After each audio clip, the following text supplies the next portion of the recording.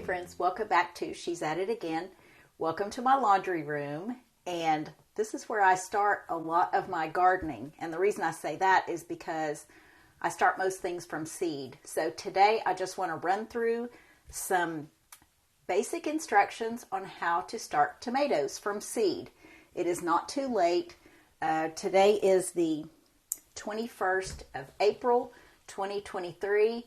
And although I have most of mine going, I don't think it's too late for, well, no, it's not too late because summertime lasts a long time. If you have a very short growing season, you've probably already started some or you're going to buy plants at the nursery. But let me tell you, a packet of seed, this packet was $2.46. And so far, I have started, let's see, 20, 40, probably close to 65 tomato plants with this. Now, I don't even have a garden to speak of. I have a strip of a flower bed that doesn't get treated by the lawn company right next to my driveway. So I'm going to attempt to grow some of these in that, but most of these I just give away. I get the biggest kick out of growing these. Don't ask me why. I guess it's like a lot of people have kids just because they think, hey, look what I can do.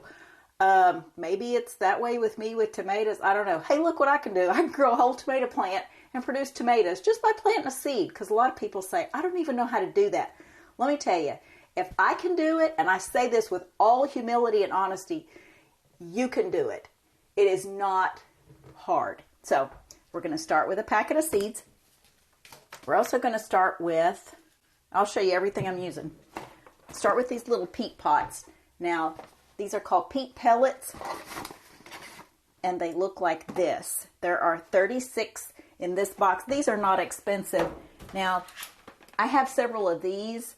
These just hold 36 pellets, and it has a clear lid to go on it. This is not necessary. It's easy to carry it because it's in a tray, but just get a flat tray or a plate or something like that. A shower cap to go over it to hold in humidity if it dries out in there. But I want to show you what I do step by step. So take your pellet, and you got this cup right here. I've just got a clear plastic drinking cup, and I have my water to where it's running pretty hot out of a faucet. I'm going to put hot water in that. I'm going to drop that pellet in there. One side has a dimple in it. The other side is sealed. So just put it in there, and within a short time, if you use hot water, it's going to hydrate real quickly. If you use cold water, it's going to go super slow. You may come back in an hour, it might be hydrated. This will be hydrated in 3 or 4 minutes. So we'll be right back. Okay, we're back, and our tomato plant, our peat pot, not our tomato plant, our peat pot is hydrated. I'm going to pour the excess water off of it. And this is what we're left with. Let me get you a good view of it. So it kind of looks like a brownie, but it's not. Now, these are not the only thing you have to plant a tomato. In other words, let me say that again. You can plant tomatoes in different mediums. You don't have to have peat pellets. This is just 100% compressed peat moss, and then you've rehydrated it. But you can grow it in soil of just about any kind. Now, don't go out, if you live in eastern Arkansas, don't go out and get a clod of gumbo and think, this will be good. I'll poke a tomato seed in that. I don't know that it'll grow, but any kind of potting mix will be sufficient for this. You want to just have it moist enough to where you can, when you squeeze it together, it clumps together, but it doesn't have water just dripping out of it. So you could squeeze the water out of it, and that's the perfect moisture that you need.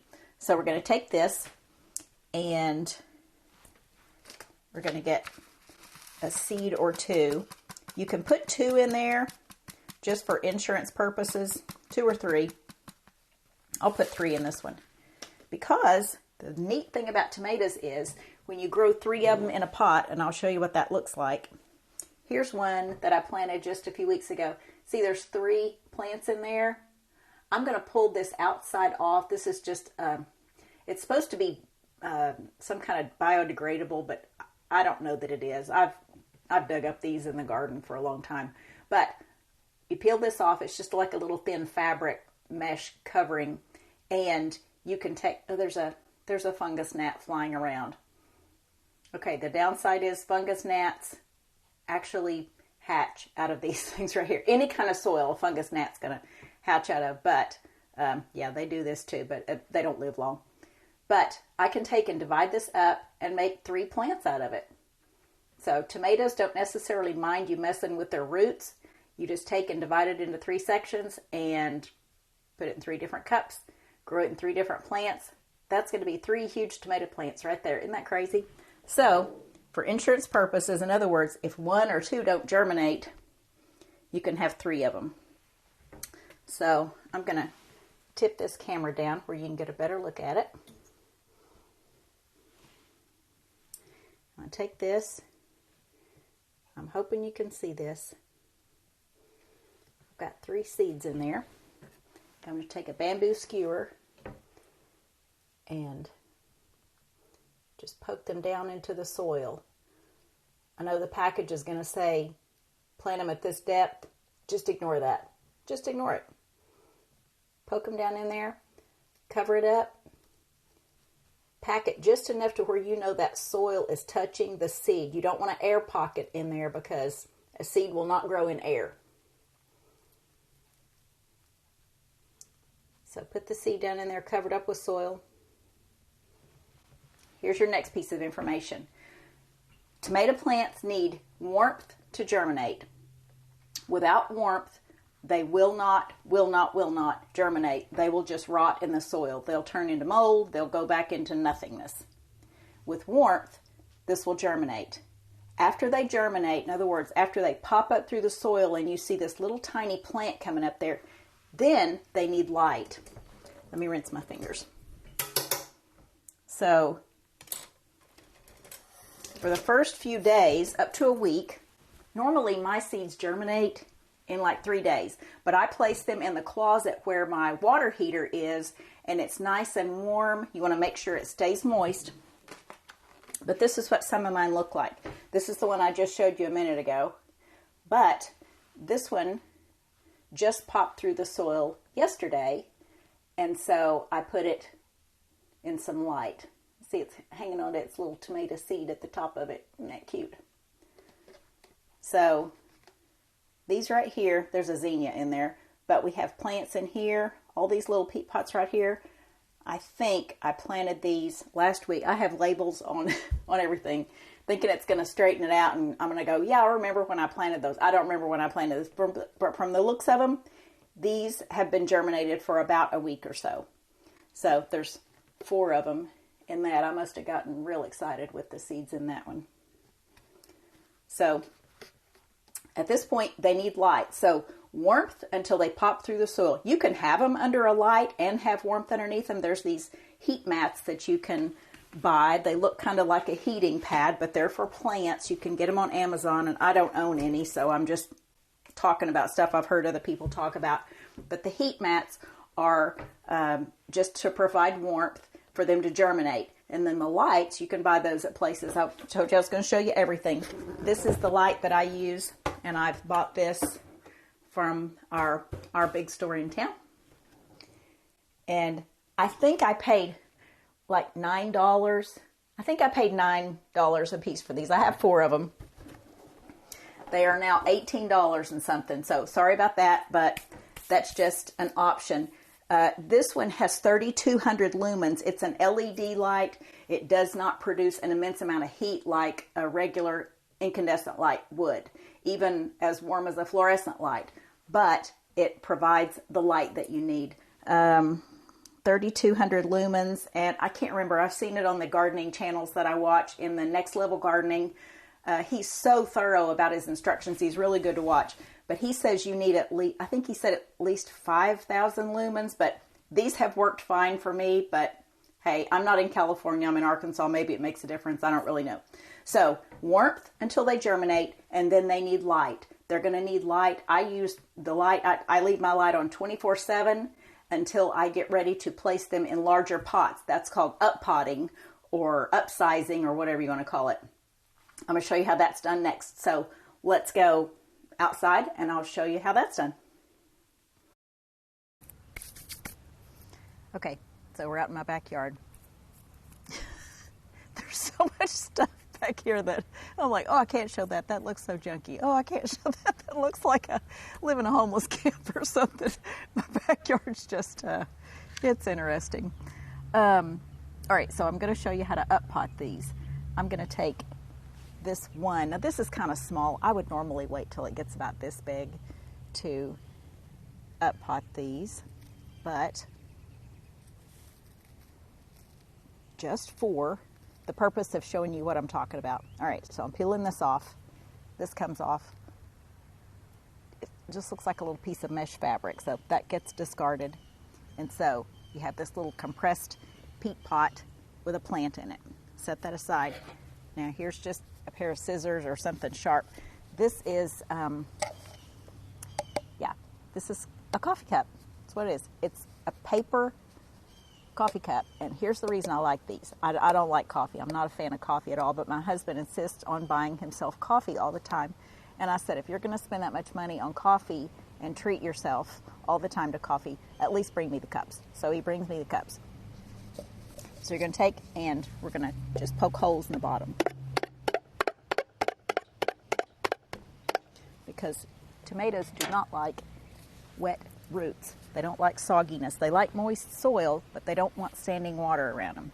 So we're going to put some soil in this, and I've got this, I'll show you this tub, this big plastic tub, and I normally keep it almost full. I make my own potting mix out of peat moss and vermiculite and perlite. But I'm just going to scoop part of this up in here. I would be sitting on this sofa, but this sofa is wet because it rained last night.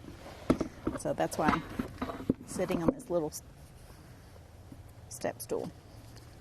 All right, so we're going to put about that much soil in there, make an indentation in the center of it,